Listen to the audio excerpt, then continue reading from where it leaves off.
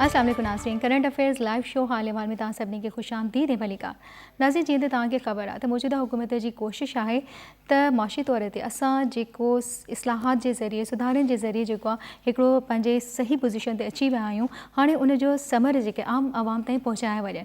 ऐं इन हवाले सां असां ॾिसूं था त हुकूमत काफ़ी अहिड़ियूं पॉलिसीज़ आंदियूं आहिनि जिन जो डायरेक्ट फ़ाइदो आवाम ते पहुचे। अगरि असां बैंकिंग सेक्टर जी ॻाल्हि कयूं था त बैंकिंग सेक्टर में बि हिन वक़्तु उहे तमामु जेके लोन्स स्कीम्स अची वियूं आहिनि, तमामु लिटरेसी प्रोग्राम्स अची विया आहिनि, फाइनेंशियल लिटरेसी प्रोग्राम्स अची विया आहिनि जिन ते अगरि आवाम फॉलो करे ऐं उन मां फ़ाइदो खणणु चाहे त उहा खणी सघे थी।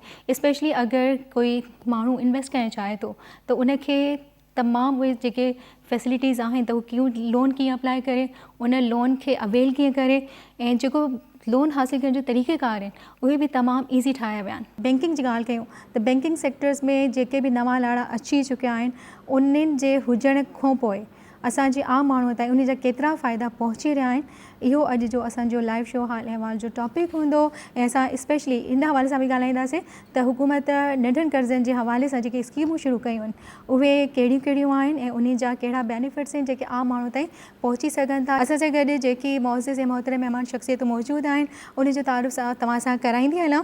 पहिरीं त शख़्सियत तमामु घणी ॼातल सुञातल शख़्सियत आहिनि, बिज़नेसमैन त आहिनि ई आहिनि, पर जेको आहे senior wise chairman consumer association of Pakistan Abdul Salam दादा भाई साहब असां सां गॾु आहिनि। ऐं अब्दुल सलाम दादा भाई सां गॾु बैंकिंग सेक्टर जी मोतबर ऐं तमामु तजुर्बेकार शख़्सियत जंहिं पंहिंजी पेशेवारानी सलाहियतुनि सां पाण खे सीनियर क़यादत जी सफ़ में बिहारियो आहे। नालो ॿुधाईंदी हलां, दिलावर अहमद ढक्कण साहब असां सां गॾु आहिनि। अस्सलाम वालेकुम दिलावर अहमद ढक्कण साहब, कीअं आहियो तव्हां? वालेकुम सलाम। अब्दुल सलाम दादा भाई साहब, तव्हां कीअं आहियो? अल्हम्दुलिल्लाह। अच्छा अब्दुल सलाम दादा भाई साहब, हिन वक़्तु असां ॻाल्हि करे रहिया आहियूं नंढनि कर्ज़नि जी, त नंढनि कर्ज़नि जे हवाले सां हुकूमत तमामु घणो कमु करे रही आहे। तव्हां छा पिया ॾिसो, कहिड़ा सेक्टर्स आहिनि जिन में आम माण्हू जेको आहे मतिलबु इन्वेस्टमेंट लाइ अगरि रुजू करे त कहिड़े कहिड़े सेक्टर्स में रुजू करे सघे थो? बिस्मिल्लाहिर्रहमानिर्रहीम, नाहमदहू व नुसल्ली अला रसूलिहिल करीम। बिल्कुलु गवर्नमेंट फोकस करी रही आहे, स्टेट बैंक फोकस करी रही आहे SMEs ते। ऐं हिकिड़ी ॻाल्हि त सॼी दुनिया खे ख़बर आहे जो कंहिं बि मुल्क हुजे, डेवलपिंग हुजे डेवलप्ड हुजे, उन जी इंडस्ट्रियल बैकबोन हूंदी आहे कॉटेज इंडस्ट्री, जेके असां चवंदा आहियूं SME, small and medium enterprises. Sindh में ख़ासि तौर ते, पाकिस्तान में सिंध में ख़ासि तौर ते SMEs ते तमामु वॾो स्कोप बि आहे ऐं कमु थी सघे थो। फॉर एग्ज़ाम्पल हैंडीक्राफ्ट्स, रलियूं, अजरकूं, असांजी सिंधी टोपी, इन ते मां पाण घणनि फोरम्स ते इहो चयो आहे जो माना सिंध हुकूमत एक्सपोर्ट प्रमोशन ब्यूरो यानी trade development authority of Pakistan सां गॾिजी डिस्प्ले सेंटर्स ठाहिनि, शोरूम कनि, पंहिंजी प्रोडक्ट्स जेके सिंधी हैंडीक्राफ्ट्स आहिनि उनखे एग्ज़िबिट करणु तमामु लाज़मी आहे। एनीवेज़ उन डायरेक्शन में कमु हली रहियो आहे अल्हम्दुलिल्लाह। ऐं सिंध हुकूमत, सिंध सरकार ऐं रियासत पाकिस्तान ऐं इदारा जेके आहिनि, ख़ासि तौर ते सिंध बैंक तमामु कमु करी रही आहे उन तां। वरी जेके मिडिल क्लास आहे, चाहे उहो लोअर हुजे अपर हुजे, उन्हनि जे लाइ होम लोन्स जी फैसिलिटीज़ बि ॾेई थी वञे। पॉज़िटिव डायरेक्शन में कमु हली रहियो आहे अल्हम्दुलिल्लाह। सही। अच्छा दिलावर अहमद ढक्कण साहब, तव्हां खां पुछणु चाहींदसि त हिन वक़्तु आम माण्हू जी नॉलेज जे लाइ अगरि असां ॻाल्हि कयूं था बैंकिंग सेक्टर जी, उन जी सहूलियतुनि जी, या उहे ॻाल्हियूं जेके आम माण्हुनि खे ख़बर ई न आहिनि त जी कहिड़ी मद में जेको आहे हू बैंकिंग सेक्टर मां फ़ाइदो खणी सघनि था, त उहे कहिड़ा शोबा आहिनि या कहिड़ा कर्ज़ स्कीमूं आहिनि जेके बैंकिंग तरफ़ां उन्हनि खे मिली रहियूं आहिनि? बिस्मिल्लाहिर्रहमानिर्रहीम। सभ खां पहिरियां त शाज़िया थैंक यू तव्हांजो, तव्हां असांखे अॼु मौक़ो फ़राहम कयो। त असां बैंकिंग सेक्टर जे हवाले सां अॼु कुझु अव्हांखे अव्हांजे चैनल जे थ्रू पब्लिक खे हिकिड़ी अवेयरनेस ॾियूं ऐं उनखे आगाही ॾेई सघूं। स्टेट बैंक जी तरफ़ खां तमामु बैंकुनि खे डायरेक्शन्स आहे त तव्हां नेशनल फाइनेंशियल लिटरेसी प्रोग्राम जे तहत जेको आहे सो एजुकेट कयो जनरल पब्लिक खे। त उन्हनि खे असांखे एजुकेट करण जे लाइ हुननि असांखे कुझु टारगेट्स बि ॾिना आहिनि, जंहिंमें हर बैंक जेको आहे सो पंहिंजो किरदारु अदा करे थी, असांजी बैंक बि उन में किरदारु अदा करे थी। ऐं उन में फाइनेंशियल एजुकेशन ॾियणी आहे, लिटरेसी ॾियणी आहे त भई हिकिड़ो हाउस होल्ड आहे त उनखे पंहिंजी बजट कीअं ठाहिणु खपे, घर में हुनजी इनकम केतिरी आहे, बिल्कुलु। हुनजा एक्सपेंस केतिरा थियणु खपनि ऐं हुनखे हुन पंहिंजे इनकम जे अंदरि ई एक्सपेंस करणा आहिनि। इहो literacy program through state bank जेको आहे सो हली रहियो आहे। इहे प्रोग्राम्स किथे थी रहिया आहिनि माण्हुनि ताईं, मतिलबु मां मूंखे जेको आहे ग्राउंड रियलिटीज़ ते अगरि असां वञूं एक्चुअली किथां मतिलबु माण्हू इहे प्रोग्राम्स जेके आहिनि से थ्रू स्टेट बैंक हर बैंक करे रही आहे। असां बि हर बैंक पंहिंजे पंहिंजे डोमेन में हर बैंक जो हिकिड़ो स्टेट बैंक एरियाज़ में उहो स्टेट बैंक जी तरफ़ां हिकिड़ो टारगेट मिलियल आहे सभिनी बैंकुनि खे त तव्हां नेशनल लिटरेसी प्रोग्राम खे माण्हुनि में वञो। त असां जेको as a part of the Sindh bank असां बि मार्केट में वेंदा आहियूं, ज़ोन्स जेके आहिनि डिस्ट्रिक्ट्स असां सिलेक्ट कंदा आहियूं, उन्हनि में वञी करे रोड शोज़ कंदा आहियूं। अच्छा, रोड शोज़ करे माण्हुनि खे लिटरेसी ॾींदा आहियूं ऐं उन्हनि खां पोइ उनखे एजुकेट कंदा आहियूं त भई तव्हांखे अचे बैंकुनि में पंहिंजो हिकिड़ो सिंपल अकाउंट खोलायो। जेका कैश हैंडलिंग आहे उनखां हाणे तव्हां डिजिटलाइजेशन जी तरफ़ वञो। त उनजी ट्रेनिंग्स थींदियूं आहिनि, पोइ असां उनखे पंहिंजो ब्रीफ कंदा आहियूं, उनजी ट्रेनिंग्स कंदा आहियूं, पोइ वरी प्रैक्टिकली उन्हनि खे पंहिंजे बैंक में वठी अची करे उन्हनि जा असां अकाउंट खोलाईंदा आहियूं। 100 रुपीज़ अकाउंट खोलाए उनखे फुली एजुकेट कबो आहे त तव्हांखे पंहिंजी बजट कीअं ठाहिणु खपे, तव्हांखे पंहिंजो बिल पे करिणो आहे, यूटिलिटी बिल पे करिणो आहे, तव्हांखे ब्रांच अचण जी ज़रूरत ई न आहे। तव्हां घरां वेही पंहिंजे नॉर्मल फ़ोन ते उहो पे करे सघो था अगरि तव्हांजो अकाउंट हूंदो। इन सां छा थो थिए त हिकु त माण्हुनि में फाइनेंशियली लिटरेसी थी अचे पई ऐं माण्हू एजुकेट था थियनि पिया, हुनखे ख़बर थी पए त भई असांजी फाइनेंशियल नीड्स किथां पूरी थी सघे थी।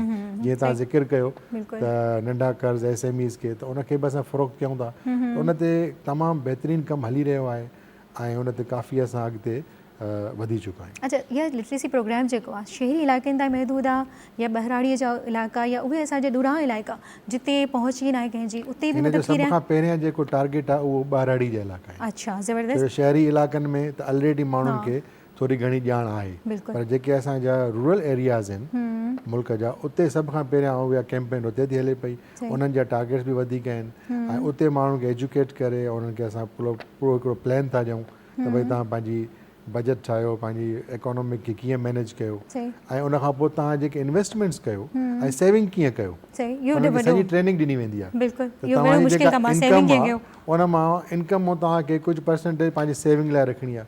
वरी उन्हनि खे इहो सेखारियो वेंदो उहा सेविंग जेका आहे तव्हां किथे इन्वेस्ट कयो, कंहिं सुठे शोबे में इन्वेस्ट कयो जिते तव्हांजी सेविंग सिक्योर रहे ऐं उनजे जेके पंहिंजो प्रॉफिट्स आहिनि उनखे तव्हां यूटिलाइज़ करे सघो। अहिड़ी जॻह ते सेविंग हुजे जेके सुभाणे तव्हांखे नीड में ज़रूरत थी पए त तव्हां उनखे वरी फ़ौरन जेको आहे लिक्विडेट बि करे सघो। त माण्हू जो मतिलबु आउटकम ॾींदा आहिनि कुझु? बिल्कुलु ॾींदा आहिनि। असां वटि असां हिन महिल ताईं लिटरेसी प्रोग्राम जे थ्रू तक़रीबन जेको आहे सो मोर देन 1000 जो एप्लीकेंट्स आहिनि जंहिंखे असां ट्रेनिंग ॾेई चुका आहियूं ऐं उन्हनि जा अकाउंट्स बि खोले चुका आहियूं। ज़बरदस्त। अब्दुल सलाम दादा भाई साहब, तव्हां ॾींदे जीअं त दिलावर में ॾखण साहिबु ॻाल्हि कई त हू मतिलबु ॿुधाईंदा त जी ही कम आहिनि जेके तव्हां करे सघो था, ठीकु आहे। हाणे अगरि हिकिड़ो माण्हू जेको आहे उहो कोई बि नौजवान जेको आहे हिन वक़्तु अगरि चाहे त हू को बिज़नेस शुरू करे, SMEs जी त ॻाल्हि कई तव्हां, पर हिकिड़ो आम नौजवान जेको कंहिं बि मतिलबु ग्रेजुएट आहे या मास्टर्स कयल कंहिं बि हुन में, ठीकु आहे न, त उहो कहिड़े मतिलबु बिज़नेस जे लेवल ते कहिड़े बिज़नेस सां स्टार्ट वठे, कीअं वठे,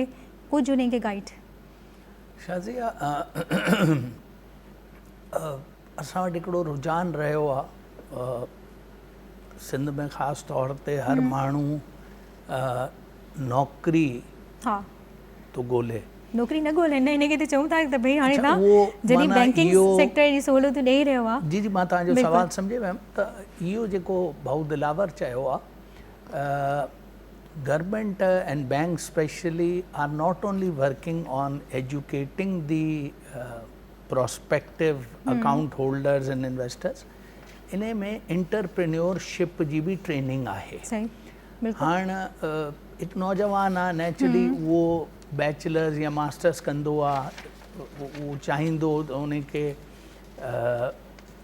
within a few days जेको आहे को सुठी नौकरी मिले, प्राइवेट हुजे या गवर्नमेंट जी हुजे या जेको बि ऐं उहो पोइ न मिलंदी आहे त फ्रस्ट्रेट थींदो आहे। एजुकेट इहो बि करिणो आहे जो तिजारत सुन्नत आहे ऐं हर नंढे कम में बरकत आहे।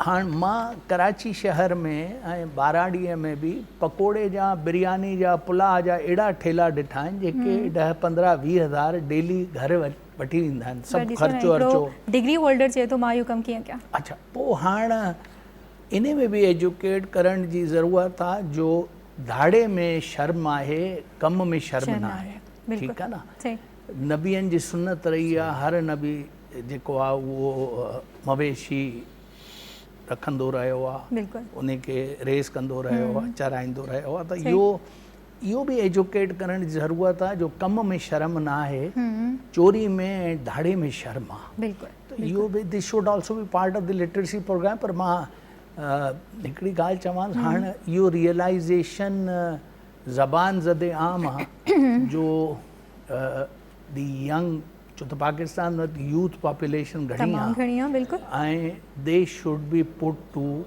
सम यूज़फुल डायरेक्शन। बिल्कुलु बिल्कुलु दिलावर रखण साहब, यूज़फुल डायरेक्शन अगरि नौजवाननि ऐं स्पेशली विमेंस जे हवाले सां ॻाल्हि कजे त उन लाइ यूज़फुल डायरेक्शन कहिड़ी थी सघे, बैंकिंग सेक्टर में फ़ाइदो खणी करे हू कीअं पाण खे जेको आहे स्टेबल करे सघनि था? ॾिसो, बैंकिंग सेक्टर में असां वटि हींअर बि prime minister youth scheme programs हलनि था पिया, जंहिंमें असां स्पेशली वुमेन एंटरप्रेन्योर खे तरजीह था ॾियूं पिया। सही ठीकु आहे, उन में तमामु जेको आहे सो सब्सिडाइज़ रेट्स ते जेके स्मॉल लोन्स आहिनि उहे असां वुमेन एंटरप्रेन्योर खे ॾियूं था पिया। कोई अगरि पंहिंजो कारोबार करणु थो चाहे पार्लर जो, त असां उनजे लाइ उनजे पार्लर जो जे लाइ लोन था ॾियूं पिया। कोई अगरि को सिलाई मशीननि जो कमु करणु थो चाहे, असां हिकिड़ी घर में ई तव्हां हिकिड़ी नंढियूं 5-6 मशीनियूं वठी करे तव्हां हणो त स्मॉल लोन्स जेके आहिनि से बैंक्स ॾियनि थियूं पियूं, असां ॾियूं था पिया। ऑफर घटि में घटि केतिरा आहिनि ऐं वधि में वधि केतिरा आहिनि? देखो, हिन में जेका घटि में घटि हिननि जी लिमिट आहे उहा 1 मिलियन आहे ऐं मैक्सिमम 7.5 मिलियन ताईं। अच्छा, ज़बरदस्त। त तव्हां डिपेंड थो करे तव्हांजी रीपेमेंट कैपेसिटी ते, त भई तव्हां हुनजी असांखे सिक्योरिटी छा था ॾियो, उन खां गॾु असां तव्हांखे उहो लोन प्रोवाइड कयूं था ऐं उन्हनि खे अवेयरनेस बि ॾियूं था। जीअं तव्हां चओ त डिग्री होल्डर्स जेके आहिनि से छा कनि, दुनिया में ॾिसो जिते बि वञो न गवर्नमेंट जॉब्स न हूंदियूं आहिनि। हाँ बिल्कुलु, हर माण्हू हर फील्ड में प्राइवेट जॉब कंदो आहे ऐं बिज़नेस खे ई तरजीह ॾिनी वेंदी आहे। सही ॻाल्हि आहे।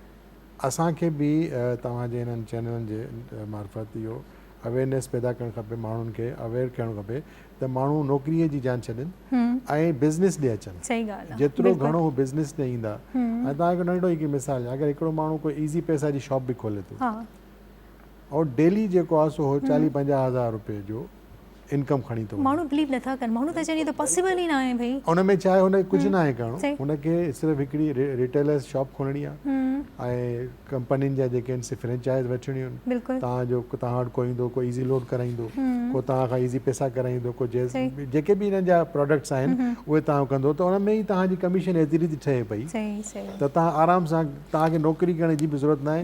ऐं मूं खोड़ अहिड़ा नौजवान ॾिठा आहिनि जेके फील्ड में आहिनि, जेके डेली आराम सां साईं जी जो पकोड़े वारो 15-20 हज़ार, पर हीअ 40-50 हज़ार बि डेली खणी था वञनि। त इन लाइ बि लोन्स अवेलेबल आहिनि, बिल्कुलु आहिनि, हुनजा मॉडल्स आहिनि ऐं लोन्स अवेलेबल आहिनि। अगरि जेको ईंदो असांखे हुन पैरामीटर्स में अचे थो त उनखे असां ॾियूं था। माइक्रो फाइनेंस पैरामीटर्स जी तव्हां ॻाल्हि कई, चवंदा माण्हू ॾाढा टफ आहिनि, असां बैंकुनि में वञूं था मतिलबु रुलिजी था वञूं पर लोन पास कोन था थियनि या पास थी था वञनि त पोइ जेको आहे उन वक़्तु ताईं टाइम असांजो गुज़री थो वञे, अहिड़ी शिकायतूं आहिनि माण्हुनि खे। एक्चुअली ॾिसो, जॾहिं बि का लोनिंग थींदी आहे उहो सिक्योर लोन थींदो आहे, जो बैंक्स वटि बि जनरल पब्लिक जी मनी आहे ऐं बैंक जी रिस्पॉन्सिबिलिटी आहे त असां कंहिंखे अगरि लोन कयूं था त उनखे सिक्योर करे कयूं। हाणे अगरि जी सिक्योर लोन कोई ॾींदो, उन लाइ का न का हुनखे सिक्योरिटी ॾियणी पवंदी, त उहो लोन सिक्योर थींदो, हुनजे मथां रिस्पॉन्सिबिलिटी हूंदो मूंखे रीपे करिणो आहे। ईअं अगरि जे तव्हां खोले छॾींदा त सुभाणे तव्हांजो डिफॉल्ट रेशो वधी वेंदो। उनजे करे हाणे असां वटि लेट सपोज असां स्कीम आहे हिकिड़ी, कंहिं माण्हू वटि गाॾी आहे, गाॾी अॼुकल्ह ॾिठो तक़रीबन हर घर में आहे, हू पंहिंजे गाॾीअ जा कागज़ असां वटि रखी उन गाॾीअ ते जेका हलाए थो, न जेका हिकु त परचेज़ न करे, हिकिड़ो माण्हू जंहिंखे पंहिंजी ओनरशिप आहे गाॾीअ जी, हुनखे पैसा खपनि, लोन खपे पंहिंजे बिज़नेस जे लाइ, त उहा सेम गाॾी असां वटि मॉर्गेज करे हाइपोथिकेशन असां उनजे अॻियां लोनिंग कंदासीं ऐं उन लोन मां वञी पंहिंजो बिज़नेस करे असांखे रीपे करे। अच्छा, एजुकेशनल लोन्स बि आहिनि? एजुकेशनल लोन्स बि आहिनि। उहे मतिलबु उनजी छा क्राइटेरिया आहे, कीअं? उहे बि जेके डिग्री बेस ते आहिनि, तव्हांखे पंहिंजो अप्लाई करिणो पवंदो ऑनलाइन वञी करे, ऐं उनखां पोइ असां हुनखे डिस्बस कंदा आहियूं, डिपेंड करे त हुनजी रिक्वायरमेंट छा आहे, उन हिसाब सां पाण ॾियूं था। घणो तवजो असांजो SME लोन ते आहे ऐं स्मॉल लोन्स ते आहे, त जीअं माण्हुनि खे वधीक जेको हुनखे असां बेनिफिट्स ॾेई सघूं त जीअं हुनखे यूटिलाइज़ करे सघनि। ऐं तव्हांजी इकोनॉमी जी ग्रोथ बि इन में ई थींदी जॾहिं बिज़नेस तव्हांजो वधंदो। सही इकोनॉमी जी ग्रोथ अब्दुल सलाम साहब तव्हां ॿुधायो हिन वक़्तु अगरि असां सिंध जी इक़्तिसादियात या मौशी सूरत हाल ॾिसूं था ठीकु आहे त उहा ग्रोथ रेट तव्हांखे छा थो ॿुधाए त किथे असां बीठा आहियूं ऐं इन खे जेको आहे अञा इनहेंस करण लाइ असांजी वरी उहा ॻाल्हि अची वेंदी त नौजवान ज़ाहिरी ॻाल्हि आहे तमामु घणी यूथ आहे असां वटि त उहा कहिड़ो किरदारु प्ले करे सघे थी हिन में छाजे पहिरियों त कंहिं बि शइ में तब्दीली जे लाइ स्टेट ऑफ माइंड तब्दील करणु ज़रूरी आहे तव्हांखे ख़बर हूंदी बांग्लादेश जो यूनुस साहब जेको आहे उनजो नोबल प्राइज़ कीअं मिलियो हो ग्रामीण बैंक हिकिड़ी ठही हुई बांग्लादेश में जंहिंमें हुननि असेस कयो जो विमेन ख़वातीन जेके आहिनि they are better pay masters and more credible than men संजीदा आहिनि ज़िंदगी उन्हनि कॉटेज इंडस्ट्री ते ऐं बांग्लादेशी ख़वातीन ते फोकस करे स्मॉल एंड मीडियम एंटरप्राइज़िस खे इनकरेज कयो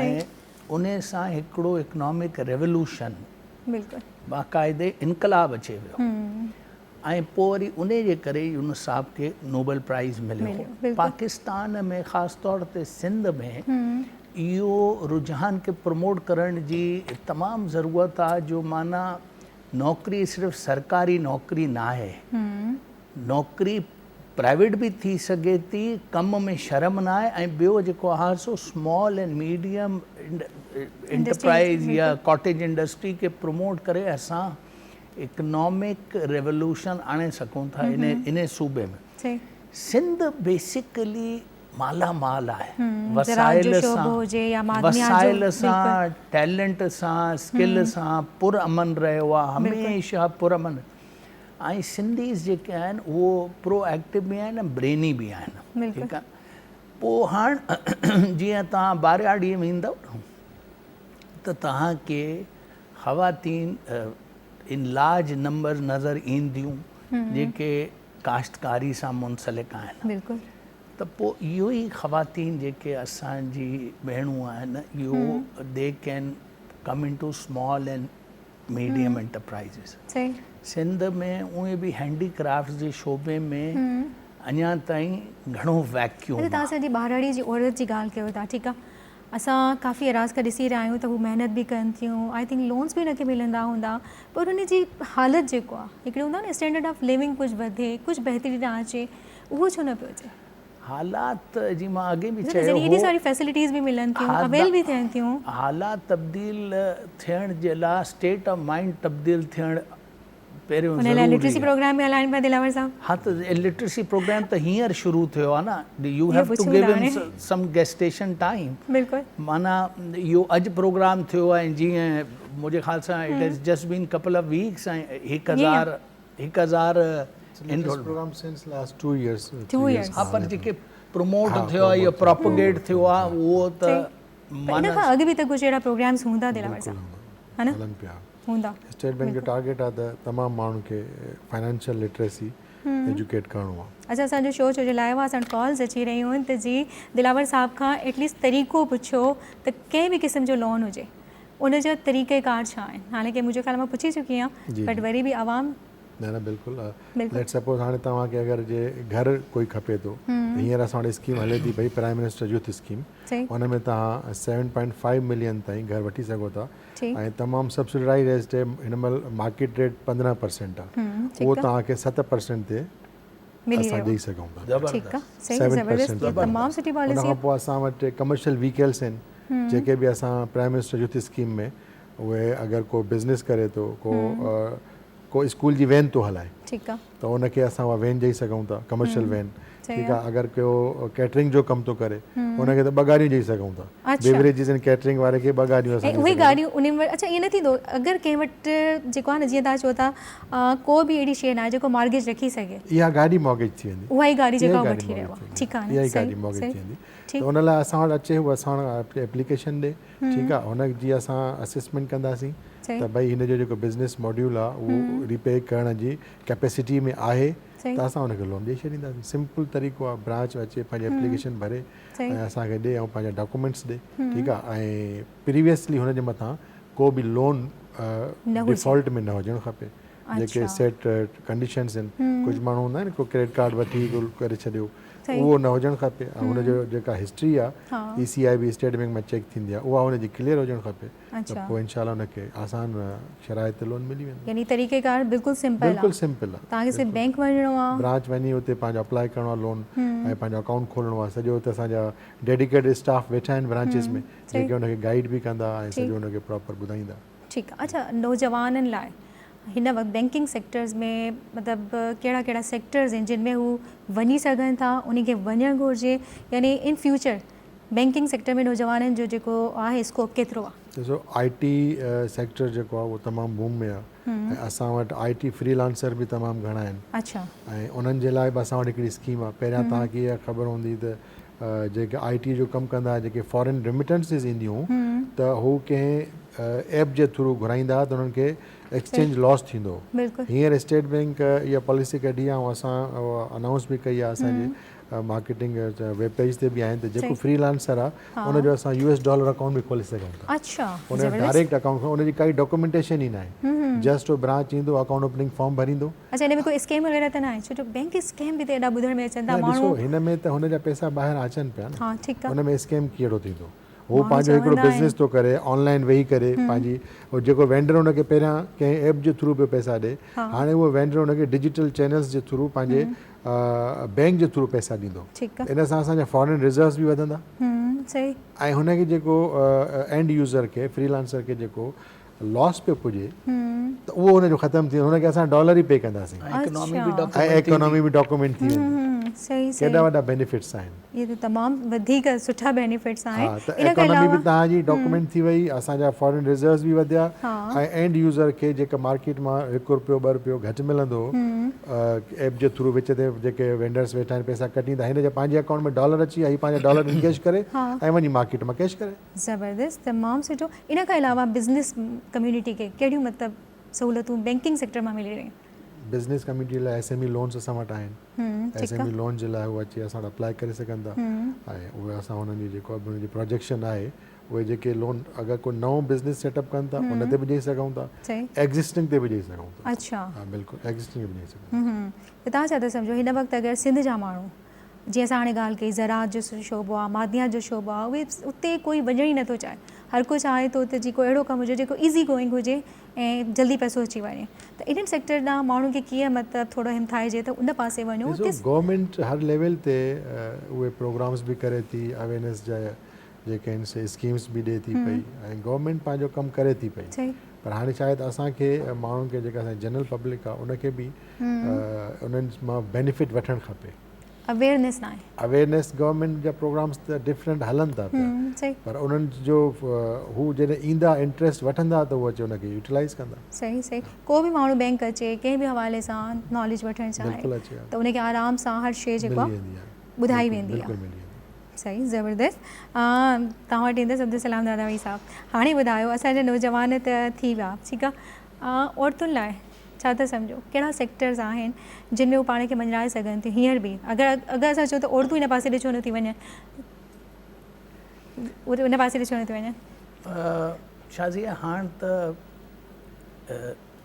इन सदी में इहो डिफरेंशिएशन रिड्यूस थी थो वञे जो इहो कमु मर्दनि जो आहे इहो औरतुनि जो आहे हाणे त हर शोबे में ख़वातीन फौज हुजे नेवी हुजे एयरफोर्स हुजे जेकॾहिं औरत फाइटर पायलट थी सघे ऐं इंडियन जहाज़ खे किराए थी सघे त पोइ हाणे असांजी हिकिड़ी आम ख़ातून जेका मतिलबु हिन वक़्तु ॾिसो न केतिरियूं एतिरियूं औरतूं जेके चवनि थी भई असां छा कयूं बट उहे फाइनेंशियल क्राइसिस खे बि मुंहुं ॾेई रहियूं उहे उन्हनि लाइ ॿुधायो त हू जेको आहे जीअं एॾी सारी स्कीम्स आहिनि सभु कुझु आहिनि बट हू जेको आहे वरी बि न पियूं वञनि स्टेट ऑफ माइंड आहे न स्टेट ऑफ माइंड खे चेंज त करिणो आहे छो त इहो असां वटि हाणे मिसाल मौजूदु आहे जो औरत हर शोबे में बिल्कुलु बाक़ाइदे in all forms and fashions हर शोबे में स्फीयर में कमु करे रही पर पाकिस्तान में नौजवान जेके तबिको आहे it should focus on agriculture तव्हां कराची खां निकिरो ॿई पासे तव्हांखे ज़मीन मिलंदी इहो कई फोरम्स ते बि चई चुको आहियां कई प्रोग्राम्स में तव्हां सां बि तव्हांजे प्रोग्राम जे थ्रू बि चई चुको आहियां जो गवर्नमेंट 5-5 एकड़ जा या 2-2 एकड़ जा टुकड़ा 30 सालनि जी लीज़न ते ॾेई छॾे. All they need is tubewell, solar panel, tractor ऐं बीज.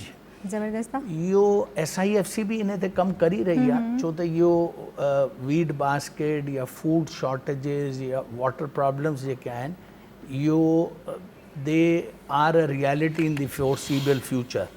त इन ते कमु करण जी ज़रूरत आहे.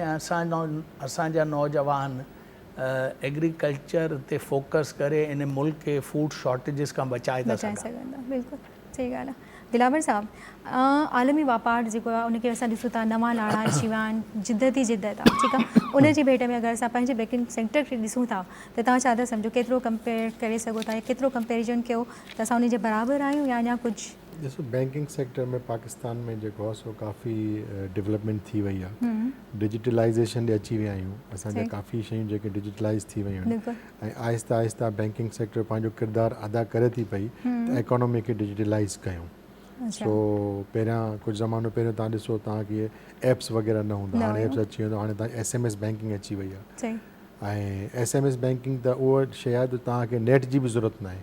U just need a simple small phone ऐं उन ते तव्हांजो अकाउंट नंबर जो रजिस्टर थियल आहे ऐं उन तां ई वेही करे तव्हां इंटर ब्रांच फंड बि ट्रांसफ़र करे सघो था, तव्हां पंहिंजा यूटिलिटीज़ बि पे करे सघो था, तव्हां पंहिंजे मोबाइल में टॉपअप बि करे सघो था. त काफ़ी डिजिटलाइज़ेशन ॾे अची विया आहियूं ऐं आहिस्ता आहिस्ता उन में अञा वधीक प्रोग्रेस थी रही आहे.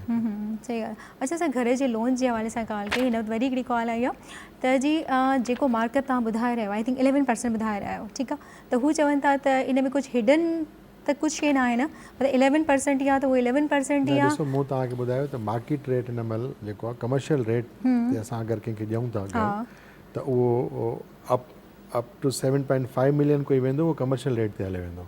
That is 15%, 14 to 15%. 11% त काइबोर आहे. पोइ हुन ते हर बैंक पंहिंजो स्पेयर रखंदी आहे, कंहिंजो 4% आहे, कंहिंजो 3%. जेको मूं तव्हांखे ॿुधायो 7.5 मिलियन जे अंदरि लिमिट, उन में त 7% मूं तव्हांखे 7%. अच्छा, 7%. 7, 11 बि न आहे, 7% ते तव्हांखे लोन मिली वेंदो. सही. ऐं इहो बि सुवालु आहे त जी जेको लोन मिली रहियो आहे उन में जेतिरो अमाउंट चयो वञे थो, माण्हू जा ख़्याल आहिनि त जी उहो अमाउंट लाहिण खां बाद में बैंक चवंदी आहे त इहो त तव्हां जेको आहे सिर्फ़ु इंट्रस्ट लाइ मतिलबु पे कयो आहे, हाणे एक्चुअल अमाउंट तव्हांखे अञा लाहिणो आहे. अहिड़ी का कंडीशन? ॾिसो, जॾहिं तव्हांखे कोई बि लोन अप्रूव थींदो आहे न, इहो पॉलिसी आहे घर जे लोन लाइ, इहो मिली सघे थो अप टू 20 years. ठीकु. तव्हांजी अगरि एज 40 ईयर आहे त उहो मिलंदो 60 ताईं. अगरि तव्हांजी एज 50 ईयर आहे त उहो 10 ईयर लाइ मिलंदो. ठीकु आहे. इहो एमोटाइज़ेशन बेसिस ते हूंदो आहे ऐं हिनखे असां डिवाइड करे छॾींदा आहियूं नंबर ऑफ ईयर्स में. जेका तव्हांजी मंथली इंस्टॉलमेंट अचे थी पई उन में एमोटाइज़ थी करे अमाउंट ईंदो ऐं उहो तव्हां पे कंदा रहंदा. एंड विदिन जेतिरो बि टाइम पीरियड आहे उन में अगरि तव्हां मतिलबु लोन क्लियर कंदा था वञो त लोन तव्हांजो लोन लहंदो वेंदो, क्लियर थींदो वेंदो. जेका फर्स्ट मंथ जी इंस्टॉलमेंट हूंदी उहा ई तव्हांजी लास्ट मंथ जी इंस्टॉलमेंट. अच्छा, ऐं लास्ट मंथ खां पोइ वरी को अहिड़ी चार्जिस न आहिनि जेके चया वञनि त उहे जेके अहिड़ो कोई किथे बि अहिड़ो को किथे न आहे. सही ॻाल्हि आहे. अच्छा, हिकिड़ो ॿियो सुवाल बि आयो आहे त डिजिटल ट्रांज़ेक्शन हुजे या ऑनलाइन बैंकिंग हुजे, उन में स्कैम खां बचण लाइ छा कयो वञे? स्कैम खां बचण लाइ बैंकुनि पाण बि सॉफ्टवेयर जेके अपडेट कया आहिनि. ठीकु आहे. सभ खां पहिरियां त पंहिंजो पिन नंबर कंहिंसां शेयर न कजे. ठीकु आहे. जेको तव्हांखे आम आहे, केॾी महिल असां ड्राइवर खे था ॾेई छॾियूं, कंहिं महिल कंहिंखे था ॾेई छॾियूं, त माना तव्हांजो पिन नंबर कंप्रोमाइज़ थी वियो. हाणे तव्हांखे यादि न आहे त मूं घणनि माण्हुनि खे पंहिंजो स्टाफ में अगरि को बॉस आहे त उहो पंहिंजे स्टाफ खे थो ॾेई छॾे, बाबा मुंहिंजो वञी ATM यूज़ करे आहे, त उहो कंप्रोमाइज़ थी वियो न. इनखे कंट्रोल उहो इंडिविजुअली करे सघे थो, बैंक ते नथी करे सघे. अच्छा, यानी सिर्फ़ु उन माण्हू ते पंहिंजी ज़िमेदारी पाण आहे. हाणे जीअं मोबाइल आहे, अगरि तव्हांखे मोबाइल बैंकिंग SMS बैंक आहे, उन ते जेको OTP ईंदो आहे उहो तव्हांजे मोबाइल ते ईंदो. अगरि अवांजी मोबाइल यूज़ ई आऊं थो कयां ऐं मूंखे ख़बर आहे त पोइ त तव्हां कंप्रोमाइज़ कयो न उनखे. त उनखे बैंकिंग जी तरफ़ खां त काफ़ी हद ताईं उनखे सेफ एंड सिक्योर कयो आहे. अॼुकल्ह OTP आहे, काई बि ट्रांज़ेक्शन तव्हां कंदव तव्हांखे OTP ईंदो, उहो OTP तव्हांखे अगेन इंटर करिणो पवंदो आहे, तंहिंखां पोइ ट्रांज़ेक्शन थींदी आहे. त बैंक त पंहिंजी तरफ़ खां हर लिहाज़ जी कोशिशि थी करे स्कैम खां बचो वञे. त कस्टमर खे बि इहो अवेयर हुजणु खपे त पंहिंजो पिन नंबर ऐं कंहिंसां बि शेयर न करे. उहो इंडिविजुअली उन जे लाइ ई आहे. अगरि उहो शेयर करे त माना हू पाण कंप्रोमाइज़ करे थो. वरी मां हिकिड़ी शइ बि ऐड कयां हिन में, जेके भाउ दिलावर चई वियो आहे, लालच में न अचणु. छो त स्कैमर्स ऐं फ्रॉडस्टर्स जेके आहिनि उहो तव्हांखे मुख़्तलिफ़ मैसेजिस मोकिलींदा, तव्हांजो इहो इनाम निकितो आहे, तव्हांजो फलाणो आहे, इहो शनाख्ती कार्ड शेयर कयो, हे शेयर कयो, अकाउंट नंबर शेयर कयो, लालच न कनि। हिकिड़ी त पर्सनल डिटेल्स कंहिं सां शेयर न कनि, जीअं दिलावर साहब चयो, ऐं लालच न कनि। अकुल जे इस्तेमालु ज़रूरी आहे, जो माना ओचितो कीअं कंहिंजो इनाम निकिरी ईंदो, त इहो ज़रूरी आहे। सही। अच्छा, वरी सवाल आयो त अगरि कंहिं सां स्कैम थी थो वञे त बैंक जेको आहे कंहिं बि सूरत में बैंक ताउन नथी करे, त थी वियो, असां छा था करे सघूं? तव्हां जेको आहे पंहिंजी शिकायत दर्ज करायो, मतिलबु काफ़ी अहिड़ा माण्हू आहिनि जेके चवंदा असांजी शिकायतुनि जो को हज़ालो नथो थिए, छो? कुझु त ज़िम्मेदारी बैंक जी बि त आहे न। ॾिसो, स्कैम जूं ॿ टे सूरतूं आहिनि न। हिकिड़ो त स्कैम इहो आहे त मूंखे हाणे मोबाइल ते मैसेज आयो ठीकु आहे त भई तव्हांजो फलाणी जॻह ते इनाम निकितो आहे, मूंखे NIC नंबर मोकिलियो। ठीकु। इन में बैंक त इन्वॉल्व न थी। सही आहे, पर ॾिसो स्कैम त थी वञे न वीचारी, पर हिन बैंक त इन्वॉल्व न थी न। हा, इन्वॉल्व त न थी, पर बैंक खे ख़बर न पवंदी आहे जे बि ॾिसो, स्कैम अगरि कयो। जे हू पंहिंजो अकाउंट नंबर ऐं NIC नंबर पाण शेयर थो करे ऐं पिन नंबर पाण शेयर थो करे, त बैंक त इन्वॉल्व न थी न। उनजे बावजूदि बि अगरि जॾहिं असां वटि का अहिड़ी कंप्लेन ईंदी आहे, इमीडिएटली कंप्लेन ईंदी आहे, त असां उहो पंहिंजे विदिन द बैंक्स उनखे इंक्वायरी कंदा आहियूं ऐं उन अॻिलो अमाउंट जिते विड्रॉ बि थींदो आहे त असां उनखे ब्लॉक करे छॾींदा आहियूं। पर डिपेंड थो करे त बैंक खे तव्हां ॿुधायो कॾहिं था पिया, फौरन ॿुधाइणु, इमीडिएटली ॿुधाइणो आहे। सही। हाणे त ट्रांज़ैक्शन हिकिड़ो कानून बि शायदि आयो आहे कि ट्रांज़ैक्शन 2 आवर्स में थींदी। आई थिंक उहो ज़्यादा बेस्ट आहे न। हाणे तव्हां सां पंहिंजो हिकिड़ो पर्सनल एक्सपीरियंस शेयर कयां। मां आउट ऑफ कंट्री हुयुसि, त मुंहिंजो पंहिंजो क्रेडिट कार्ड जेको आहे सो कंप्रोमाइज़ थी वियो। मूं हुते किथे कंहिं बोल्ट में या किथे उबर ते यूज़ कयो, ऐं वेठो हुयुसि त मुंहिंजे मैसेज अची वियो त 25,000 तव्हांजे अकाउंट क्रेडिट कार्ड मां डेबिट थी विया। मूं चयो 25,000 डेबिट? मूं त कयो न, मां त वेठो आहियां ॿाहिरि।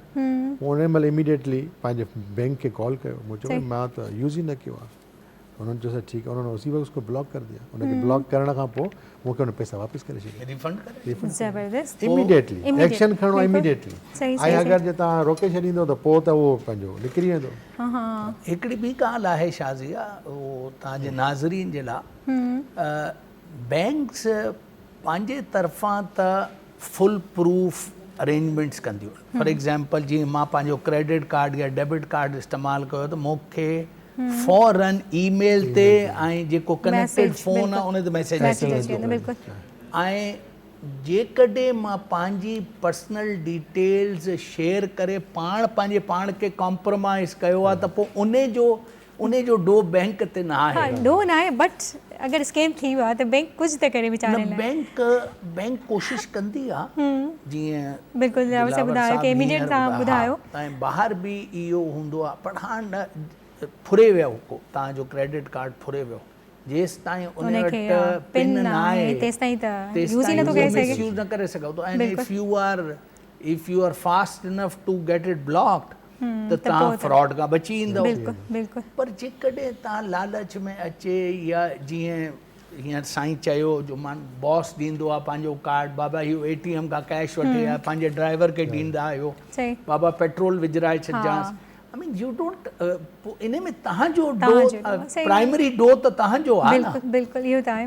पोइ इन जे नतीजे में बैंक ते ॿार रखणु इहो थोरो अनफेयर आहे। मां हिकिड़ी ॻाल्हि ॿुधायां, मां इन लाइ कोन थो चवां जो दिलावर ॾकड़ सां मूं सां गॾु आहे, पर मां इहो ॾिठो आहे, डेल्ट विद एवरी बैंक इन पाकिस्तान। सिंध बैंक जहिड़ी पर्सनलाइज़ सर्विस का बैंक न ॾींदी आहे। मूंखे कॉम परस्त चओ जेकॾहिं तव्हां चवणु चाहियो। कॉम परस्त हुजण बि जेको आहे ख़राबु ॻाल्हि न आहे, ठीकु आहे। इन करे जो असां जंहिं बि मतिलबु बिलोंग कयूं था, असांजो फ़ख़्रु आहे उहा शइ, ठीकु आहे न। ऐं बसि चाहींदसि हाणे वेंदे हिकिड़ो मैसेज बैंकिंग सेक्टर जे हवाले सां ई आम माण्हूअ लाइ, हाणे त तव्हां ॾेई बि छॾियो मैसेज त जी, पाकिस्तान में तरक़ी थी रही आहे, स्लो आहे पर स्टेडी आहे। ठीकु आहे।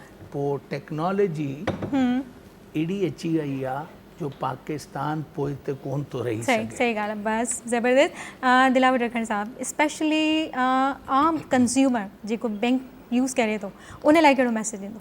उन लाइ इहो ई मैसेज आहे त पंहिंजो जेको आहे सो अकाउंट्स खे प्रॉपर तरीक़े सां यूटिलाइज़ कनि ऐं बैंकिंग जी नॉलेज जेका आहे अॼुकल्ह हर वेबसाइट ते गूगल ते ऐं ब्रांच नेटवर्क्स में जिते जिते आहे उते उनखे यूटिलाइज़ कनि ऐं उनजा प्रॉपर यूटिलाइज़ेशन फाइनेंशियल इदारनि जो कनि त उन्हनि खे काफ़ी बेनिफिट्स मिली सघनि। वॾी महिरबानी दिलावर अहमद रखण साहब तव्हांजी बि, अब्दुल सलाम दादा भाई साहब तव्हांजी बि।